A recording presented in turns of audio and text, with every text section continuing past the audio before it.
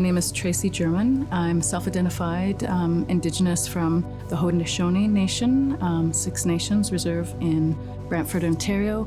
I did not grow up on reserve. I grew up about an hour and a half north of here on a small horse farm with my Mi'kmaq stepmom and my father, who has settler ancestry.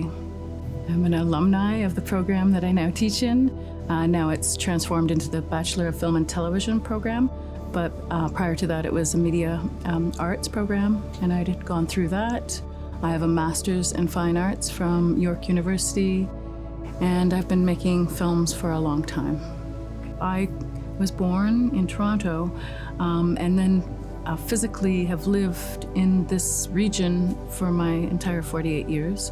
I have traveled extensively across Canada through my current series, Wild Archaeology. But prior to that, I was very locally situated in this escarpment landscape and became very intimate with this landscape first. As most people, I didn't have a means to, explore or travel extensively. So this became the place that I truly inhabited. The escarpment in particular holds a resonance. As I was saying, I'm self-identified Indigenous Haudenosaunee. My mother self-identified. Her father was born on Six Nations. She got pregnant very young in life, had to get married, and that was with an Indigenous man from that region. And that set her off on a path of isolation from her very religious family. My mother died when I was 14, but before she had died, I was gifted a horse. And that horse became very important part of my teens. And I was very shy child. I still am shy, despite being a professor. I'm one of the I've come at teaching from a different paradigm. I forced myself into kind of this kind of performative role. It's not a natural role for me to be on camera, and I like to be behind the camera and control the camera and the gaze. But with my horse, on the other hand, that was a place that gave me agency and confidence. And I started to come out of my shell a little bit then. I had come from a lot of trauma. As I mentioned, my mother had some, forces at play in her life. And so there was intergenerational trauma that was passed down and certainly lived. And I went to live with my father when I was 9, and it was a horse farm. And my Mi'kmaq stepmom was a cowgirl and roper, calf roper, Western calf roper. But my rebellion was to go English. And so riding horses are very, very special. And I bonded very deeply with my horse, and we became quite a duo. And that was part of my journey to voice and identity. But that was an early healing, and gave me agency in the landscape where I got to go off-roading, so to speak, and explore the landscape. I found artifacts before I knew what an artifact was called. I really got to be explore the nature and beautiful territory that we inhabit here. Particularly early on when I went to live with my father because I had failed grade 3. So this is one of those influencing moments in life where I was taken out of my mom's home. She was very ill with cancer at that time and placed in my father's care. Obviously, I had the horses and a whole other infrastructure that was now in place, but along with that was this piece of shame that I inherited or adopted or absorbed or whatnot through the education public school system, because my mother was unable to look after me very well at that time when she was so ill. And so I couldn't read or write. And therefore, you failed back then. And so I was lucky that the horses were in place, and I had the country lifestyle to kind of heal and have a lot of alone time. And art was the other big thing that moved me. They could see that I was drawn to nonverbal ways of communicating. I would say English is not my first language, even though it's the only one I speak fluently.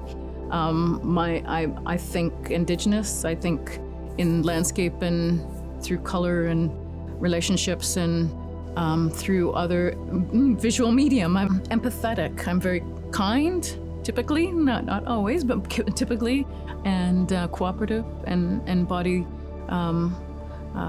those types of, I guess, teachings. My stepmom being Mi'kmaq, but she was also raised without culture, self-identified. She's very dark, in fact. She looks Indigenous. We're all very pale in comparison, but she was a force, and however, she was adopted as a baby into a French family. So again, that theme of being raised away from culture and without reserve or a status card.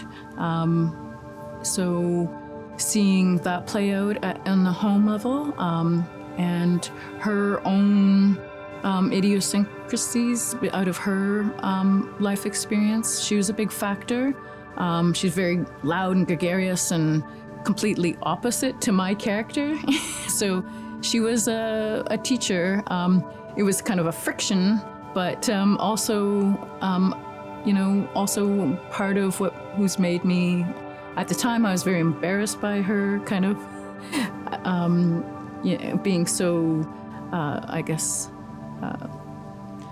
different than everybody else's mother, let's just say. She had a big belt buckle and cowboy boots and the cowboy hat, and she was in your face and loud, and so she was she was an influence as well.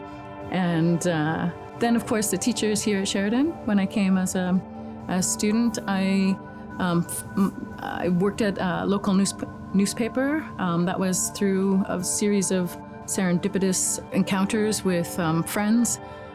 So I took a few years off between going from high school to college, and in that time period, I ended up working at the Erin newspaper, the Erin Advocate, and shortly after being hired, a position in the darkroom opened up. So I apprenticed basically one day with the owner of the company, and he showed me the notes on the wall and showed me the developer and fixer and all the various trays, and said, all right, you are now in charge of the darkroom, and here's a camera, a Canon 35mm camera, and film, and go film whatever you think is interesting. Okay, I had carte blanche. I got to do that. I took night school at Sheridan in Brampton, courses to facilitate my learning of photography at the same time, and did that by day, and took photos of my boyfriend's band and posters and that kind of DIY stuff. And then digital was starting to come in and replace traditional 35mm film. And so I could see the writing on the wall, and I needed to get new skills, and applied to media arts here at Sheridan. And I did really well. I won the most promising media fundee student when they had that award here. I was really shy, but I was really hungry. I fell in love with film through Phil and JP, who were teaching film, and loved the Bolex camera, loved everything technical around it. I often tell any of my directing students that I'm an unconventional leader or unlikely leader. I don't exhibit the, traditional kind of authoritative presence that perhaps other male kind of teachers might, but I bring different things to the table, and certainly I understand my craft. And communication can always be challenging, no matter if you are, I have different skill sets that I bring to the table that are just as valuable, but maybe not the dominant ones that are recognized as leadership by old standards. I don't have to be on a mission, but I have been on I suppose, a reclamation journey, and having the influences of Phil and the autoethnographic approach to filmmaking, and starting with oneself and understanding who you are and your background, and acknowledging the land in which you are on, and that the ancestors were here in time immemorial. It starts with the landscape and understanding the history that is foundational to here, and then broadening that out. So it's respect for the land, the water, the animals, elders, and the ancestors.